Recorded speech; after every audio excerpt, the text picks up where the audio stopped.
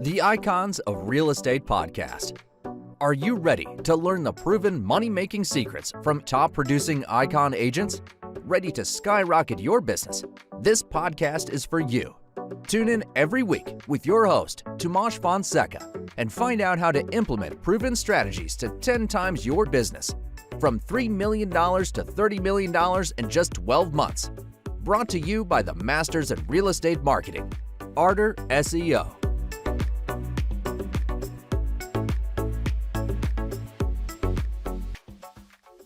Okay, welcome to the Icons of Real Estate. I'm your host, Tim Calloway. We have a very special guest for you today, Dr. Pranay Parikh, MD. He works with other MDs and professionals, high net worth professionals, in showing them how to get involved in syndication and passive income with the Ascent Equity Group, which he is a principal of.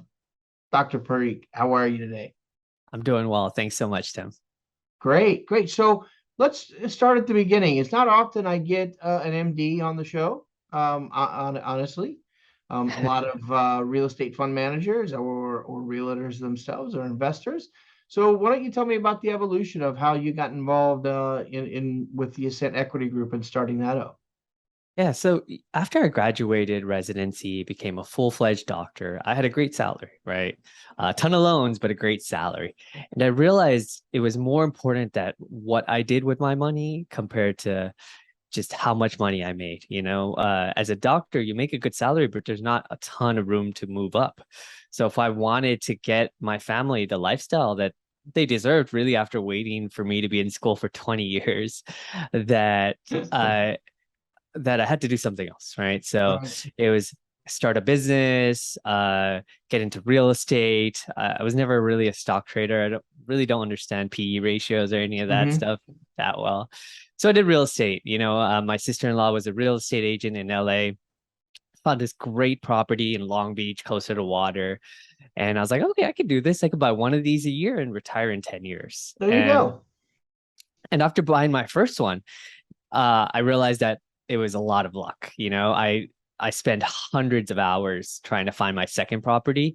And I realized I should have just been working that time in my day job, and making tens of thousands of dollars to invest.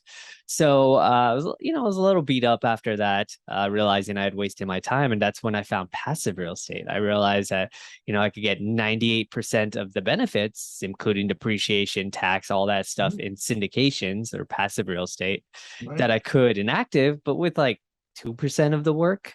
So I kind of went all in on that, and I realized that there wasn't a great resource. So my partner and I, we created an online course. We'd have a couple thousand people take it. And we thought we were done. We would do our own investments. Everyone else would take the course and find good investments of themselves. But, most doctors, they take the course and they realize, like, I don't have time to vet deals. I don't have time to do any of this.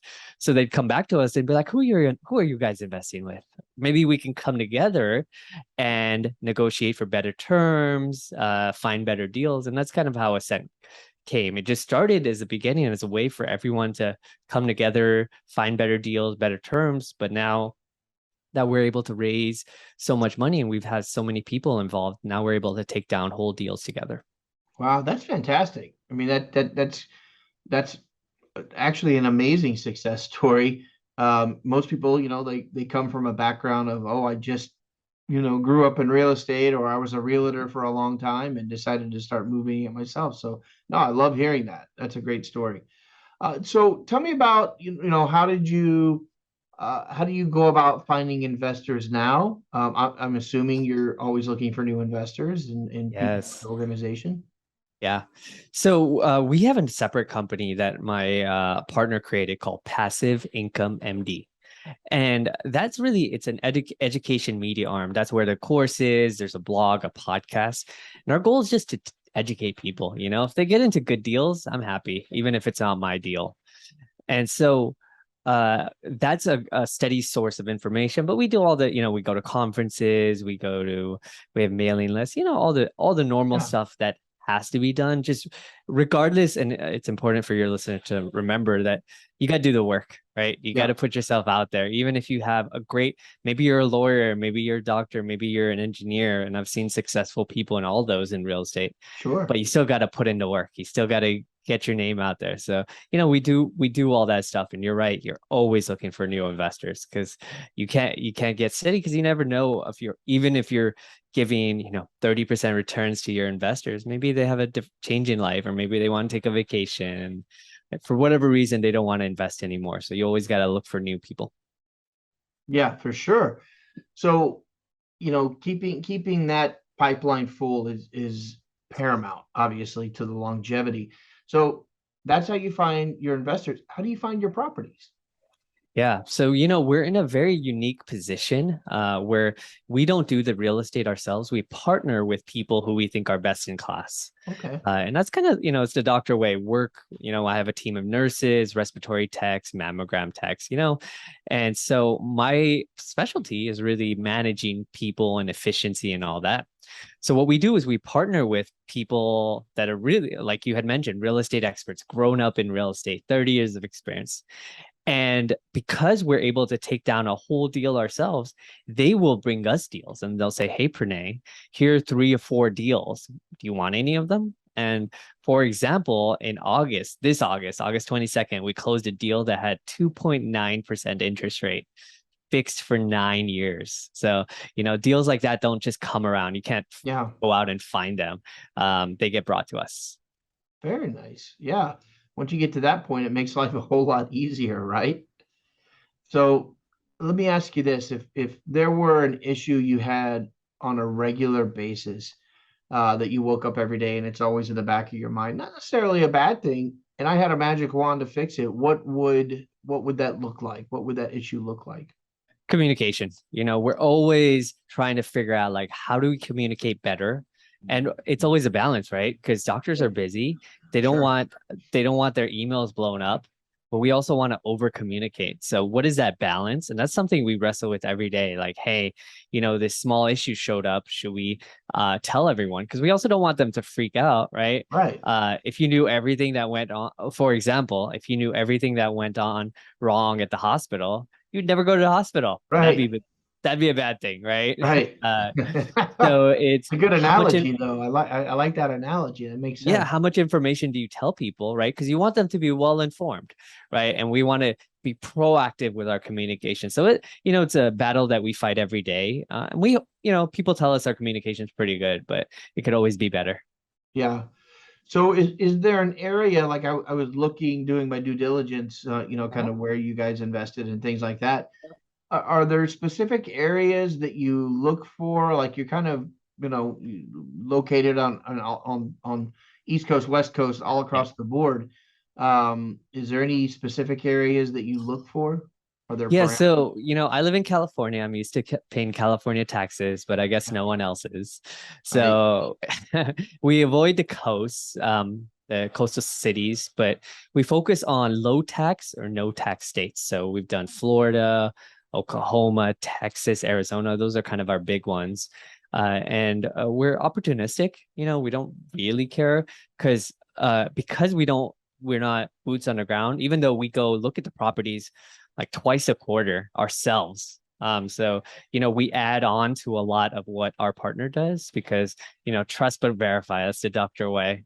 Right. But they are boots on the ground. So we're able to choose people, for example, in Oklahoma City, that someone's local. In Orlando, someone that's local, and that's the benefit of going through us because we're working with partners instead of doing it ourselves. Yeah, that's nice. How do you find those folks? I mean, I know you talked about it a little bit before. Is there a vetting process or do you There randomly? is. Is there? Okay. I'd like to Yeah. hear So, about that. Yeah, for sure. yeah. So at least 10 years of experience. We want them to have to go through multiple downturns, which unfortunately in the past 10 years, we've gone through 3, $500 million assets under management. And that's the minimum, multiple exits. Mhm. That's the minimum. Like we won't even talk to you unless you have all that. Right. And then and then we'll ask, and then we'll talk to them in person. We'll meet up with them. We'll reach out to, we'll talk to our asset manager. He'll go to their current properties, their current portfolio. He'll look through the numbers. So Right. because we're bringing in checks of 15 million, 10 million, people open up their books to us, and this is something that even me as a limited partner can't do myself. Right. Right. So I know you have a multi-step process, in the joining of your organization. And I noticed in one part of it, obviously I like the last part of it, the enjoy. But in step two, there's a learn process. Tell me about that. For the investors. Yes. Yeah. So for us, it's super important that we have well-educated investors, I think and that's there the is point I was getting to. I didn't mean to make you yeah, confused, yeah, but yeah. I can tell you as an operator, sometimes it's a little frustrating because we have it's actually kind of like in medicine. Med students ask the best questions because they want to understand, and I find that that's how our investors are as well. They want to understand stuff, and they're highly intelligent, but this is a completely different world for them. Yeah. So we have a ton of questions. Some people will send us 20 questions, 25 questions, wow. but we're happy to answer it because maybe they're catching something that we missed. Yeah, Very rarely does that happen, but every once in a while, someone will ask a question. I'm like, hey, that gets me thinking. Let me go right. back to the operator and find out. Let me clarify, and we like that. We want to be, we're not perfect. We're humans and we can't catch everything, So one of the benefits of what we do is that we're outside of real estate. So we ask questions like, why is it always done like this? For example, the property that we have under contract right now, normal people, other people in the area, they put in granite counters, they put in stainless steel. And we ask them like, do we really need to do that? No one's paying for that. And we're Right. not. Right. We're not doing all that stuff, and we're saving a lot of money on renovations because we're not doing all that stuff because there's not a rent bump. But most people are kind of copy and paste when it comes to Right. new properties. And Sure. that was fine. Many years ago, even 6 months ago, that was fine. But these days, like, you really have to be careful with Sure. what you're doing, the scope of what you're doing, right?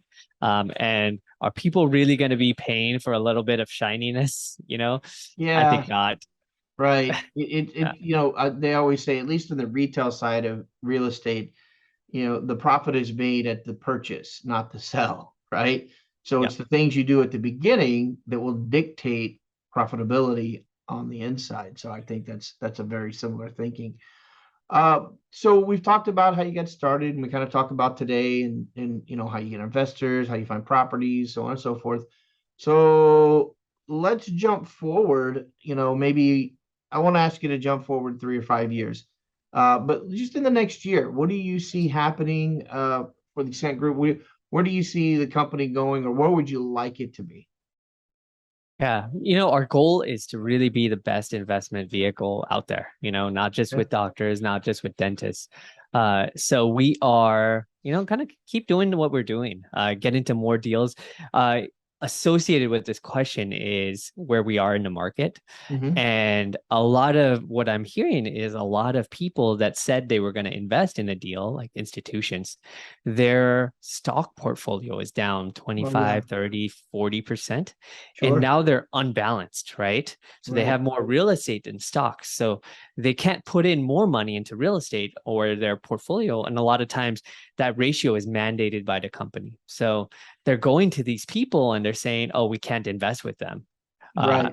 Even though they're contractually obligated, and they'll say, hey, if you make us invest in this deal, we're going to never invest with you again. We will, but we'll never invest with you again. So there's going to be a lot of distressed properties where operators are going to say, hey, I had money confirmed, Right. they just left. So we are, and we're all simple doctors. We have 25, 50 to put, and that doesn't really get affected by what happens in the economy that much. Right. So I think we're going to be well positioned to get, we might actually do a lot more deals next year because Yeah. for the first time in a long time, we're going to get a discount on properties. Right. I mean, you have to turn it into an opportunity, or it'll destroy you mentally and fiscally. So yeah, you definitely have to be prepared for that. It sounds like you are. So we're kind of winding down here. If an investor is listening, or maybe someone in real estate knows of investors who may be interested in what you have to offer, what is the best way to get in touch with you? Yeah, so I'm very easy to get a hold of. People are surprised when I pick up our phone. I'm like, yeah, we make ourselves very easily available. So you could email me at Pranay, Pranay, at ascentequitygroup.com. Or you go to our website, ascentequitygroup.com, and you'll see me right in the middle. Perfect. Perfect. So I usually, and I mentioned this, when you and I talked before we started the show, that at the end of the show, I like to give everybody an opportunity to talk for 1 or 2 minutes about whatever they're passionate about, or maybe something close to their heart or their mind. So I'm going to give the floor to you for the last couple of minutes and let you have it. Yeah. So over the last couple months, I've been working on a podcast. It's called From MD to Entrepreneur. Oh, And it's to give really, educated, successful people an opportunity to get into entrepreneurship. Because, I think starting a business is just a great way to create wealth, create freedom. Not right away in the beginning, you're going to work harder, but you can choose to work, choose what you do. And I think at least some type of side hustle, side gig for everyone is healthy. It'll make you more invigorated and actually give you new ideas and probably make you better at your day job, or maybe you can quit your day job. So it's called From MD to Entrepreneur. It's available everywhere you get podcasts. And yeah, I interview cool people, guests, do interviews, and just talk about my journey, the ups and nice. downs of entrepreneurship. Very nice. People love a good story, and if it can help others, why not? You know. Pranay Parikh, thank you so much. Ascent Equity Group. If you're looking for passive income, or you just want to ask some questions about how to get into syndicate or passive income, contact them. Thank you so much for being on the show. Look forward to contacting you 3, 6, 9 months down the road and see how things are going. Thanks, Tim. Talk to you soon. Have a good one. Bye.